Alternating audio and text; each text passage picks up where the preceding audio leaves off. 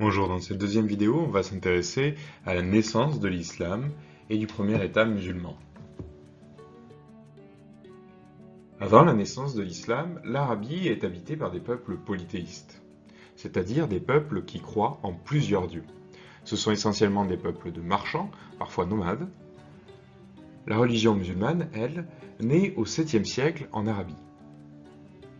Muhammad affirme avoir reçu la révélation de Dieu en 610. En effet, il aurait rencontré, dans le désert, l'ange Gabriel, ou Djibril dans le Coran, Djibril qui lui aurait donc révélé la parole de Dieu. À partir de ce moment, Muhammad se dit prophète d'Allah, qui est un Dieu unique. Donc, contrairement aux religions qui existaient en Arabie, on a donc une religion monothéiste, avec un seul Dieu. Muhammad prêche alors la religion musulmane et cherche à réunir la communauté des croyants autour de lui. Les musulmans doivent se soumettre à Dieu et respecter sa parole, rassemblée dans le Coran, qui est le texte sacré de cette religion. Pour un musulman, il existe 5 obligations importantes, qu'on appelle aussi piliers, et qui sont dictées par le Coran, donc le livre sacré des musulmans.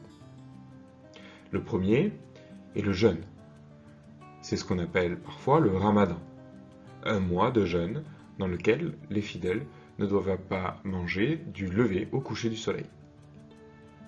Autre pilier, la prière. 5 fois par jour, les musulmans doivent prier.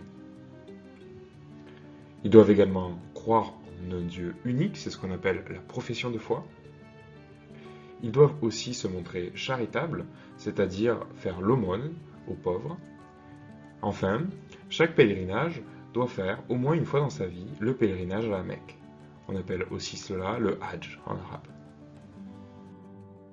Cependant, Muhammad n'est pas accepté par tous et sa religion pose problème aux différentes autorités, notamment de la ville de la Mecque. C'est pourquoi, en 622, il est chassé de la Mecque et il se réfugie donc à Médine.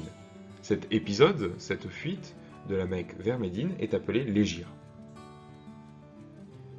En 630, il revient à la Mecque et conquiert la ville grâce à l'armée qu'il a rassemblée à Médine. Progressivement, une grande partie de l'Arabie est conquise et un véritable empire se met en place. En résumé, il faut retenir qu'en 610, Muhammad reçoit la révélation du Coran. À partir de là, c'est la véritable naissance de l'islam. Islam qui est basé sur 5 obligations importantes appelées piliers. Ces 5 obligations sont la prière, le jeûne, le pèlerinage à la Mecque au moins une fois dans sa vie, la profession de foi, c'est-à-dire le fait de ne croire en un seul Dieu, et l'aumône. En 622, cependant, Muhammad est chassé de la Mecque, il doit rejoindre Médine. Cet épisode s'appelle l'Hégire. En 630, il reprend la Mecque par la force grâce aux armées qu'il a rassemblées depuis Médine.